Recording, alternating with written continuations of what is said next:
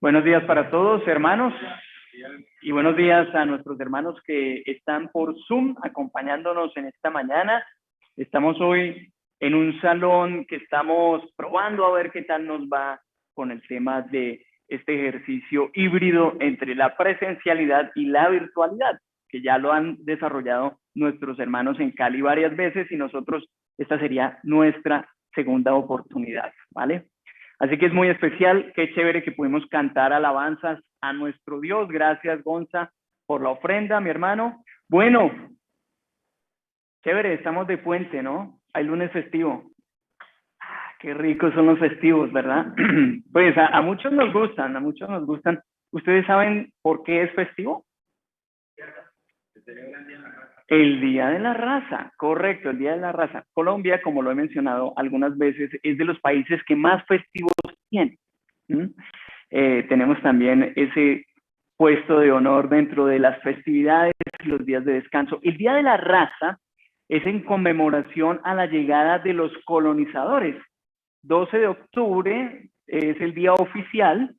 1492 se supone que llegó Cristóbal Colón con esas tres carabelas, ¿no? Como nos enseñaban en el colegio, la niña, la pinta y la Santa María. Exacto. Muy bien, muy bien. De pronto esa pregunta sí la contestaban bien en los parciales de sociales. Chévere.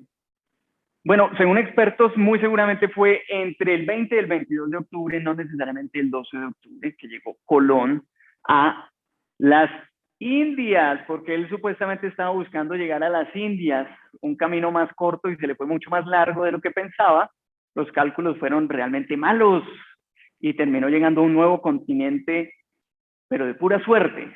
Tanto así que cuando llegó a la tierra que llegó, la llamó El Salvador, porque sus tripulantes lo querían matar, ya que se sentían perdidos en alta mar, y es que realmente un viaje que iba a tomar unas semanas les tomó casi 4 meses, 3, 4 meses. Correcto, muy bien. Es interesante eso del Día de la Raza, ¿sí? En Latinoamérica se conmemora la llegada, el arribo europeo acá a América y esa unión entre las culturas, ¿sí? En Europa también se conmemora eso como la parte que Europa le ha brindado a las Américas. Y también muchos están criticando ese tipo de festejo porque dicen, no, estos europeos nos trajeron más daño que bien, ¿sí? Pero de una u otra manera ya se dio la cosa así, ya han pasado más de 500 años y somos parte de una cultura mixta de razas. Y es por eso que se celebra el Día de la Raza. Bueno, y uno diría, deberíamos más bien ser una sola raza, un solo idioma, ¿no? ¿Eso no nos uniría más? Tal vez sería el pensamiento lógico, y pues en cierta medida sí, hemos tenido servicios junto con hermanos de Brasil y de África que hablan portugués y nos toca ahí chapalear el portuñol, você, y estoy muy obrigado y todas esas cosas. Ahí vamos, pero sería mucho más fácil si todos habláramos un mismo idioma, ¿verdad? Y fuéramos una misma raza.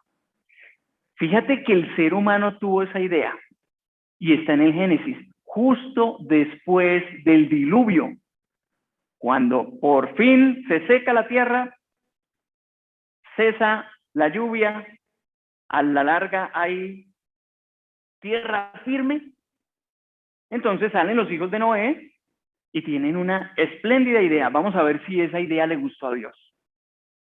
Génesis 11, dice aquí la escritura.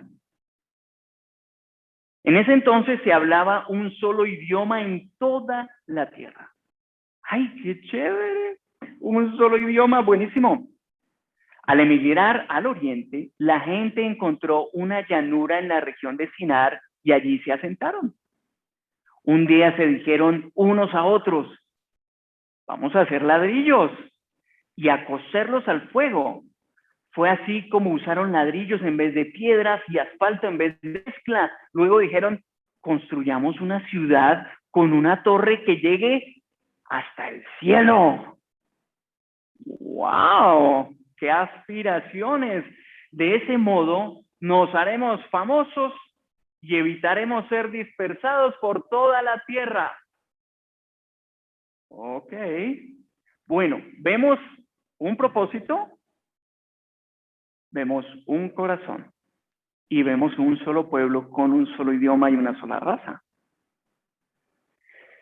Vamos a ver si a Dios le gustó esto. Versículo 5, pero el Señor bajó para observar la ciudad y la torre que los hombres estaban construyendo y se dijo, todos forman un solo pueblo y hablan un solo idioma. Y todo lo que se propongan podrán lograr.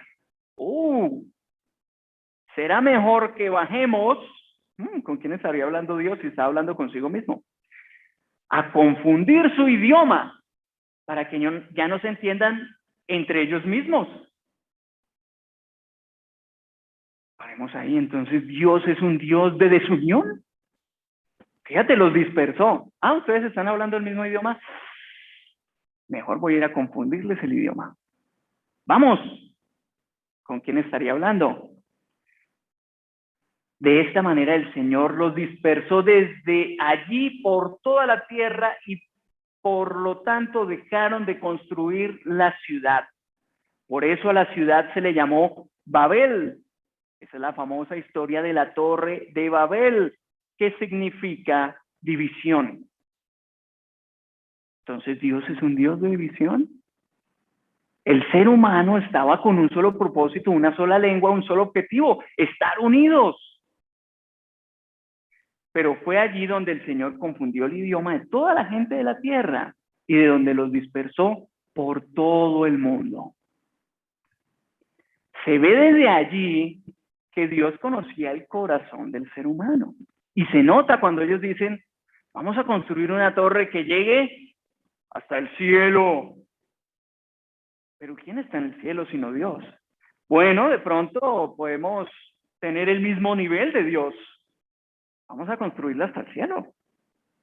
Puede ser incluso, eruditos dicen, es la forma en que la Biblia nos quiere mostrar cómo el ser humano quiere rivalizar con Dios. Cómo el ser humano quiere ser Dios. Seremos famosos y no seremos dispersados. Poder, seguridad. ¿En quién? En nosotros mismos y en nuestra propia construcción, hechas con nuestras manos. ¿Ven por eso? Porque Dios dijo, esto ya no me gusta, esto no está bien. Vamos a confundir su idioma, entonces ya, si no hablamos el mismo idioma, ya es muy difícil que nos pongamos de acuerdo a terminar construir esa torre que supuestamente quería llegar hasta el cielo. Bueno, entonces las cosas que parecerían buenas, muchas veces, si vemos el corazón con la cual se está haciendo, bueno, podría llegar a no ser tan bueno. Ok, pero viendo de pronto un contraste, algo muy interesante que podemos ver en las escrituras que está en el libro de los Hechos, capítulo 2. Esta escritura es muy famosa porque es precisamente el día de Pentecostés. Ya Jesús había ascendido al cielo, ya había delegado a sus discípulos que llevaran el mensaje a todas partes. Había una comunidad como de 120, aunque Jesús predicó a millares de personas y aunque Jesús sanó a muchas personas y visitó a muchos, 120 seguidores fue lo que quedaron después de que él ascendió al cielo. Bien, así que cuando vemos una plataforma de Zoom con 20 participantes o vemos un servicio con 20 participantes, pues no tenemos que estar, ay, pero ¿qué pasa? ¿Por qué no hay tanta gente? ¿Será que aquí no está Dios? No importa, es el corazón lo que Dios está viendo, no el número de personas. No importa, no importa. Y yo no veo a los discípulos muy preocupados y tampoco veía a Jesús muy preocupado cuando le alimentaba 5,000, pero de esos muchos lo terminaron rechazando. Él simplemente hacía el bien. Pero vamos a ver entonces qué pasa ahí en Pentecostés.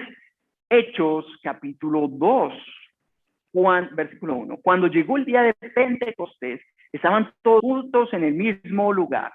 De repente vino del cielo un ruido como el de una violenta ráfaga de viento y llenó toda la casa donde estaban reunidos. Se les aparecieron entonces unas lenguas como de fuego que se repartieron y se posaron sobre cada uno de ellos. Todos fueron llenos del Espíritu Santo y comenzaron a hablar en diferentes lenguas según el Espíritu les concedía expresarse. Entonces llega una manifestación del cielo poderosa, una violenta ráfaga de viento, y se posan unas lenguas como de fuego sobre cada uno de ellos. Quedan llenos del Espíritu y pueden hablar en diferentes lenguas, lenguas que, como veremos más adelante, son entendibles. Versículo 5.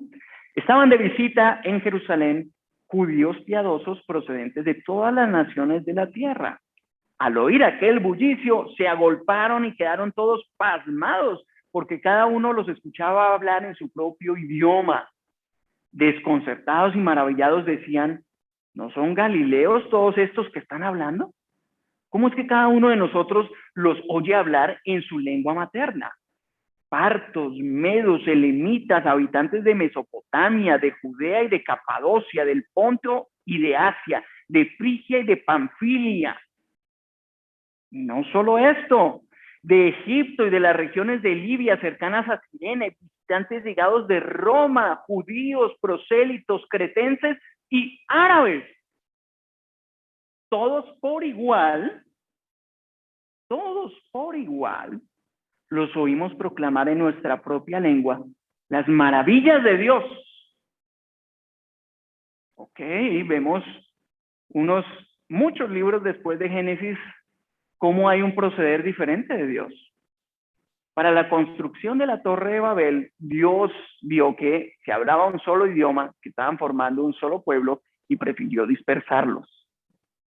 En este caso hace algo diferente, no necesariamente opuesto, pero sí diferente. A cada uno de los creyentes les dio la capacidad de hablar en una lengua, es decir, en un idioma que pudieran entender los visitantes de Jerusalén para ese momento de esa celebración de Pentecostés. Y se hablaban muchísimos idiomas. Eso sería increíble. ¿Te imaginas? Vamos a hacer una visualización. Tú llegas y te invitan a China. ¿Sí? Vas para China, tú sabes que allá hablan mandarín, pero hay una convención de discípulos. Bien. Y entonces las personas que van a dirigir allá el evento empiezan a saludar y todos saludan en mandarín, en árabe, en español, en portugués, en inglés, en mongol. Y todos, uy, yo escucho hablar de Dios, pero en mi idioma. Uy, yo escucho, pero por acá. Que sí, debió haber sido algo muy, muy impactante, porque a la larga se iba a tener esa celebración en un solo idioma, ¿sí? En el que manejaban los judíos. Pero se habló en diferentes lenguas y todos como que, uy, qué buena recepción. Aunque hablamos diferentes idiomas, yo estoy entendiendo de las maravillas de Dios. Bueno, muy bien. No todos lo vieron así, ¿no? Versículo 12, desconcertados y perplejos se preguntaban, ¿qué quiere decir esto? Otros se burlaban y decían, lo que pasa es que están borrachos. Eso es lo que pasa.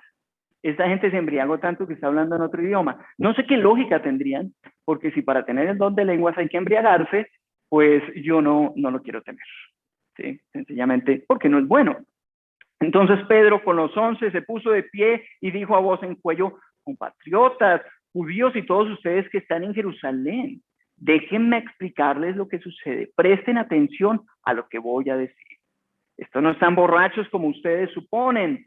Apenas son las 9 de la mañana. Claro, todo judío comía no antes de las 9 de la mañana. Y es por eso que Pedro dice, esto no es compatible. Ni comemos ni tomamos nada antes de las 9 de la mañana. ¿Por qué íbamos a estar borrachos? En realidad lo que pasa es lo que anunció el profeta Joel. Sucederá que en los últimos días, dice Dios, derramaré mi espíritu sobre todo el género humano. Los hijos y las hijas de ustedes profetizarán, tendrán visiones los jóvenes y sueños los ancianos. En esos días derramaré mi espíritu aún sobre mis siervos y mis siervas y profetizarán. Arriba en el cielo y abajo en la tierra mostraré prodigios, sangre, fuego y nubes de humo. El sol se convertirá en tinieblas y la luna en sangre antes de que llegue el día del Señor, día grande y esplendoroso, y todo el que invoque el nombre del Señor será salvo. Está predicando, está anunciando, está recordando las palabras del profeta Joel. Joel ya había hablado de ese día y Pedro está conectando con esta idea. Derramaré mi espíritu sobre todo el género humano, y es que así ocurre. Aunque somos de diferentes razas, en muchos países del mundo, casi me atrevo a decir que en todos tenemos hermanos, personas que siguen a Cristo, que están anunciando el mensaje, que están, a pesar de las circunstancias, reuniéndose para estar congregados, para confraternizar, para practicar lo que nos enseña nuestro Dios, para seguir el ejemplo de Cristo. Empezó, obviamente, con la venida de nuestro Señor Jesús a traer la luz, y continúa con sus discípulos, y hoy en día estamos así, virtual, presencial, como sea. Estamos buscando ser una sola nación, un solo pueblo, una sola raza. Este día es muy significativo para los cristianos porque somos, aunque seamos de diferentes países, culturas, como lo hablábamos en el tiempo de confraternidad, podemos tener ascendencia vallecaucana, antioqueña, santanderiana, pastusa, de diferentes partes, ¿sí? Rolos, de diferentes partes del mundo, Venezuela, y en Venezuela también hay todo tipo de culturas. Actualmente, si tú eres hijo de Dios, eres de un mismo pueblo y de una sola raza. Y lo vamos a ver más adelante. Versículo 22 del capítulo 2 de Hechos dice: pueblo de Israel, dice Pedro, escuchen esto. Jesús de Nazaret fue un hombre acreditado por Dios ante ustedes con milagros, señales y prodigios, los cuales realizó Dios entre ustedes por medio de él, como bien lo saben. Este fue entregado según el determinado propósito y el previo conocimiento de Dios, y por medio de gente malvada, ustedes lo mataron, clavándolo en la cruz. ¿Cómo nos enseña la predicación de Pedro? A decir la verdad. Él quería ser luz, quería explicar qué era lo que estaba sucediendo. Claro, se quiere ganar personas para Cristo, pero eso no quiere decir que no vamos a decir la verdad. Esa gente, por medio de malvados de los romanos, crucificaron a Jesucristo, el Hijo de Dios, el autor de la vida, dice la Escritura. Y ustedes lo mataban. A lo que se estaba arriesgando Pedro. Es una predicación muy valiente. Claro, tenía el Espíritu de Dios en ese momento recién reactivado, por decirlo de algún modo, si me permiten la expresión. Sin embargo, continúa Pedro diciendo, Dios lo resucitó librándolo de las angustias de la muerte, porque era imposible que la muerte lo mantuviera bajo su dominio. En efecto, David dijo de él, ya usaría, en este caso Pedro, dos profecías, una de Joel y una de David. Veía yo al Señor siempre delante de mí, porque Él está a mi derecha para que no caiga. Por eso mi corazón se alegra y canta con gozo mi lengua. Mi cuerpo también vivirá en esperanza. No dejarás que mi vida termine en el sepulcro. No permitirás que tu santo sufra corrupción. Me has dado a conocer los caminos de la vida. Me llenarás de alegría en tu presencia. Es lo que pasó con Jesucristo. Ascendió al cielo, resucitó. Su cuerpo no fue destinado a la corrupción, no se descompuso como le pasará a muchos, como nos pasará a nosotros, a no ser de que Jesucristo venga antes. Eso ya es otra cosa. Versículo 29, hermanos, continúa diciendo Pedro, permítame hablarles con franqueza acerca del patriarca David, que murió y fue sepultado y cuyo sepulcro está entre nosotros hasta el día de hoy. Era profeta y sabía que Dios le había prometido bajo juramento poner en el trono a uno de sus descendientes. Y si vemos la genealogía de Jesús, su ascendencia estaba en David. Fue así como previó lo que iba a suceder, refiriéndose a la resurrección del Mesías. Afirmó que Dios no dejaría que su vida terminara en el sepulcro, ni que su fin fuera la corrupción. A este Jesús Dios lo resucitó y de ello todos nosotros somos testigos.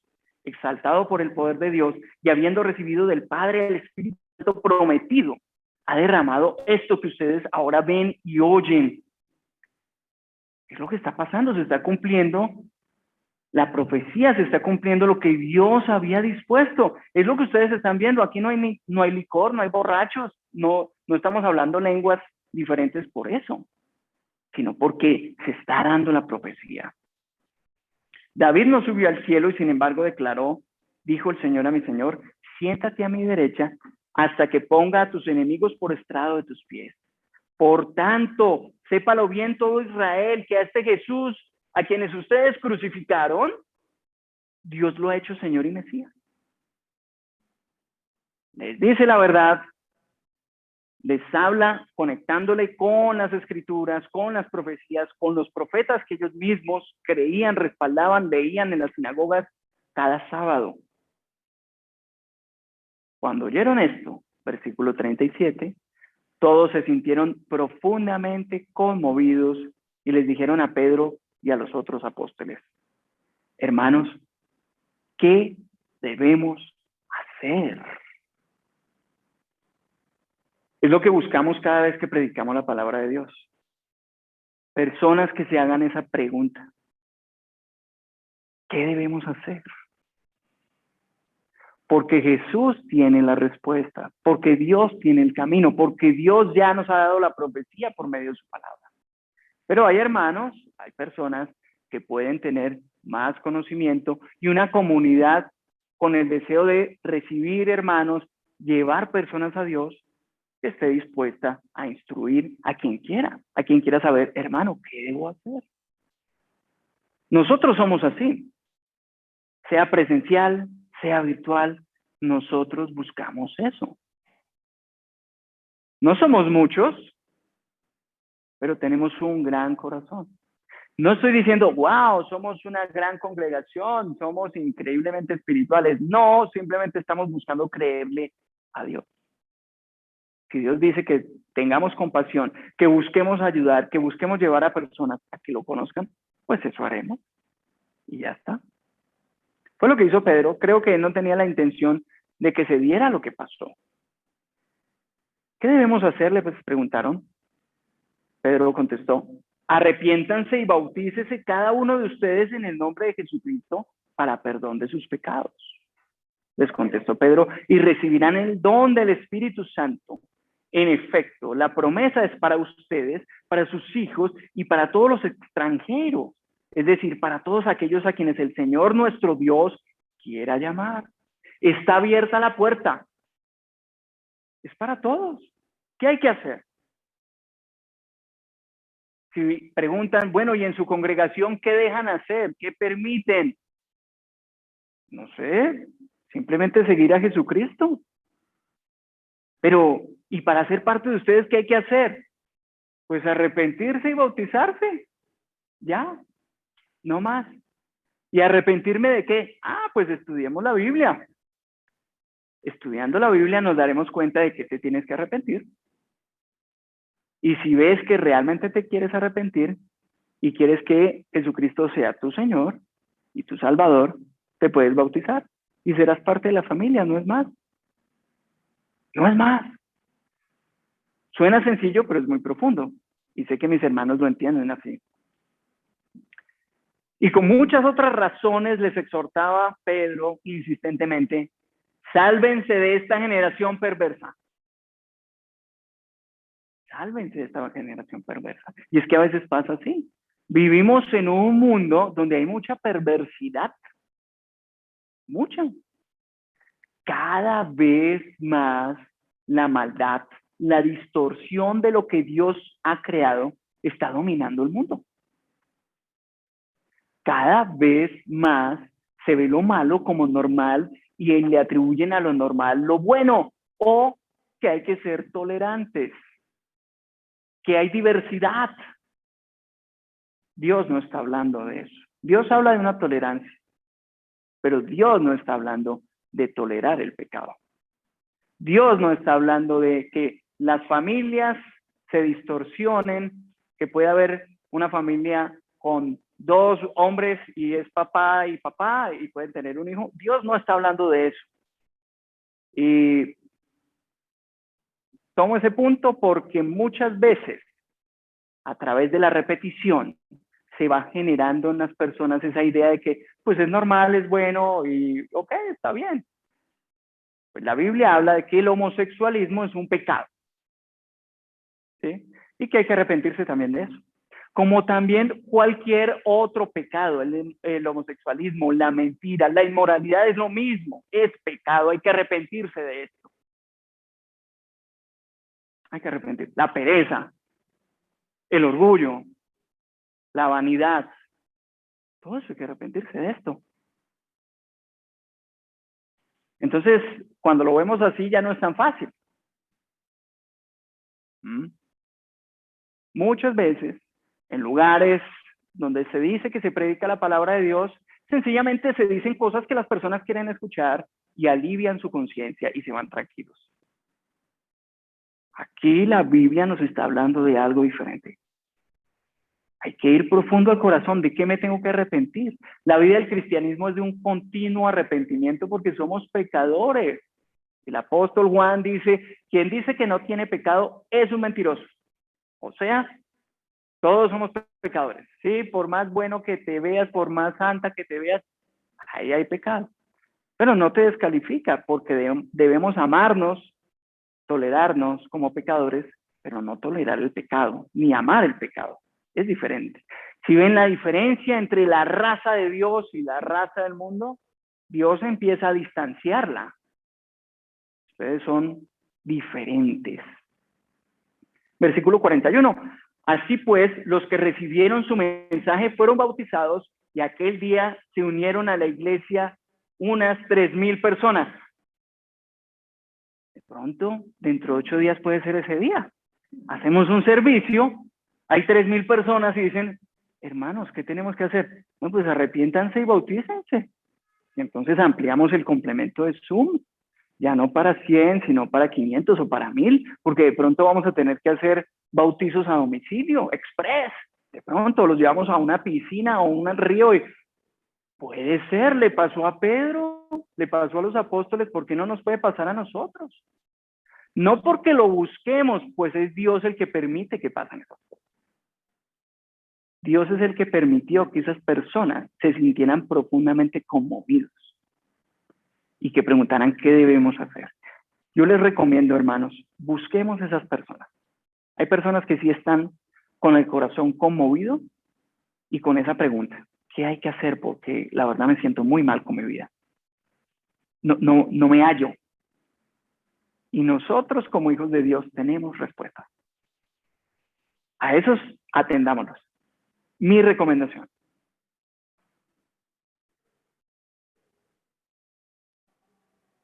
Tres mil personas. Se mantenían firmes en la enseñanza de los apóstoles, en la comunión, en el partimiento del pan y en la oración. Ahora ya formaban un solo pueblo, con un mismo proceder. Todos estaban asombrados por los muchos prodigios y señales que realizaban los apóstoles.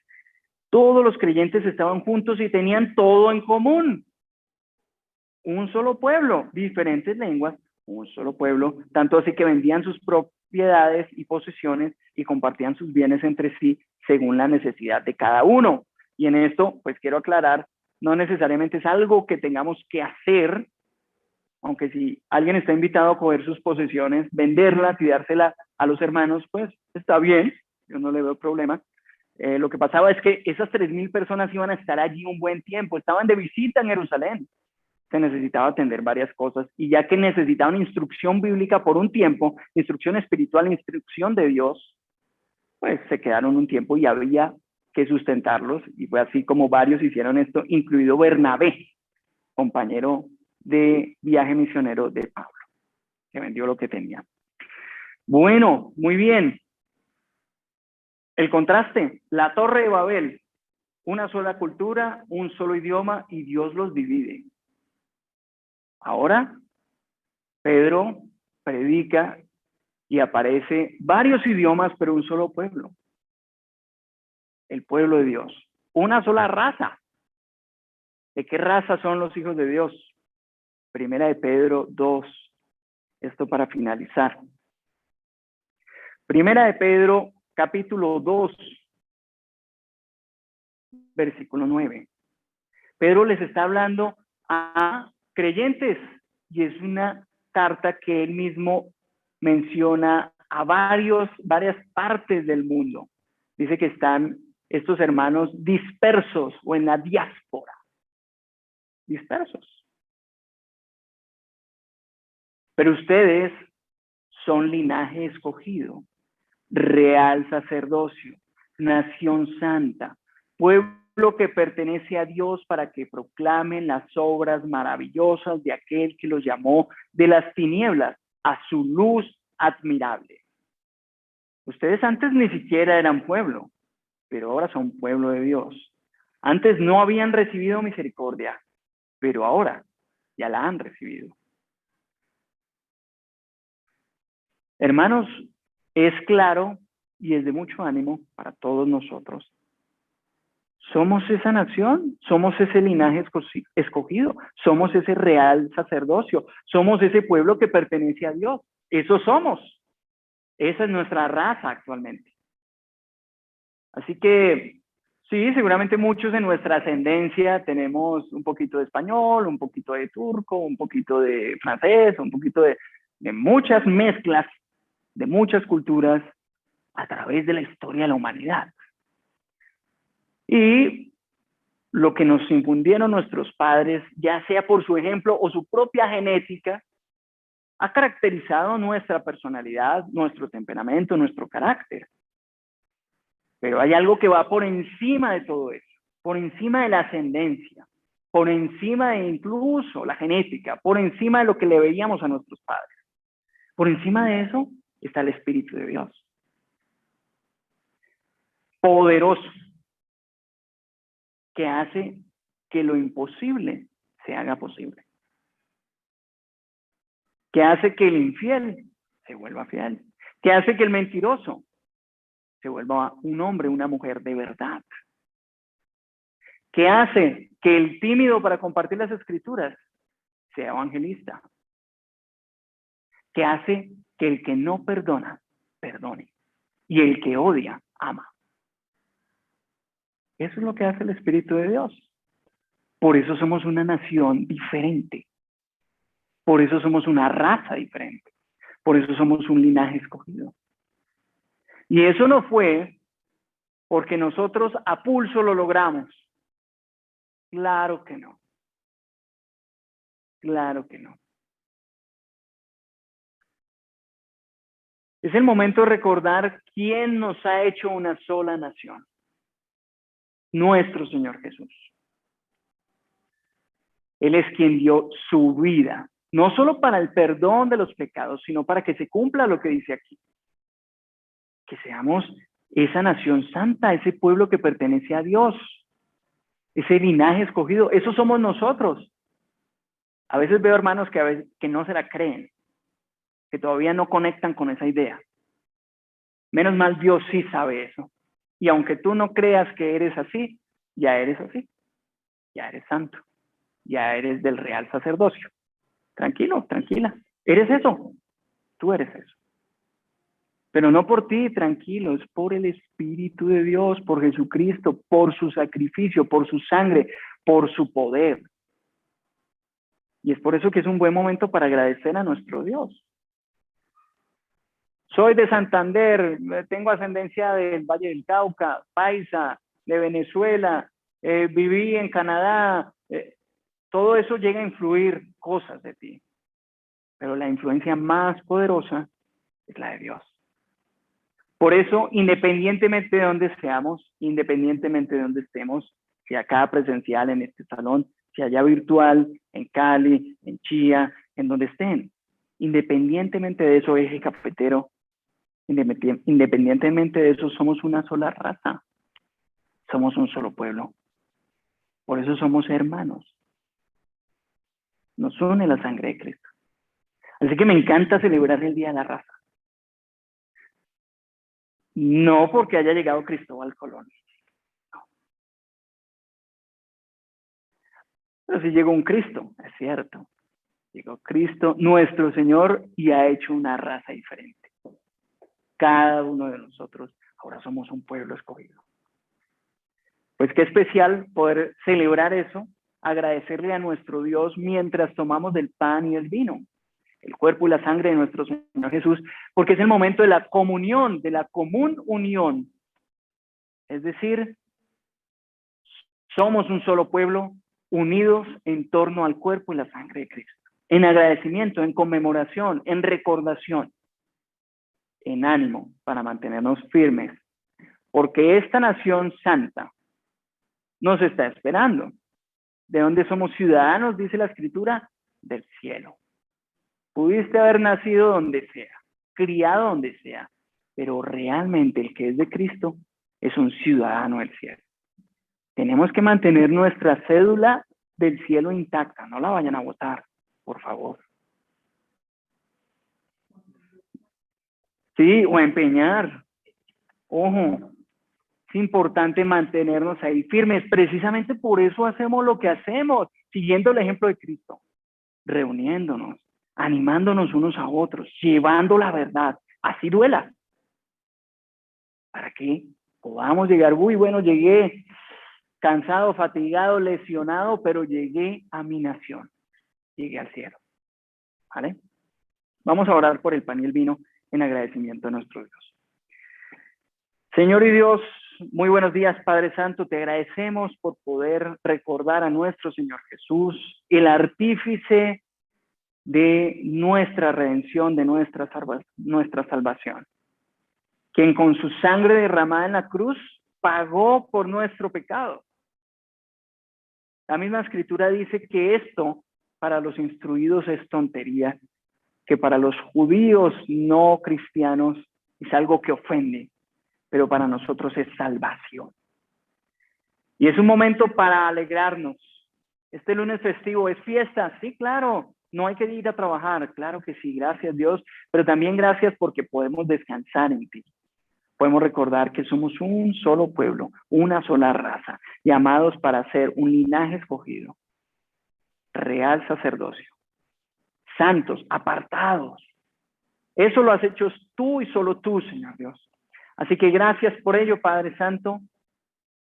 Bendice a nuestros hermanos en todas partes del mundo y que independientemente de las situaciones podamos mantenernos unidos, firmes, buscando, Dios mío, llegar a ese día y descansar junto a ti. Que nos recibas y que se abra el libro de la vida y esté ahí, en letras doradas, nuestro nombre. Bienvenido, hijo mío, sigue. Te tengo una morada, te tengo una habitación espectacular. Allá queremos llegar, Dios. Ayúdanos a mantenernos firmes. Gracias por nuestro Señor Jesús. En su nombre te oramos. Amén.